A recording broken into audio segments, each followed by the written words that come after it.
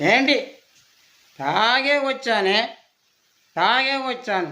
నీకేమైనా భయపడతాను అనుకున్నావా? బ్యాంకు నుంచి డ్యూటీ అయిపోయాక తాగే వచ్చాను. అర్థమవుతుందా? తాగే వచ్చాను. నీకు భయపడను. పెళ్ళయి సుఖమేముంది మనకు?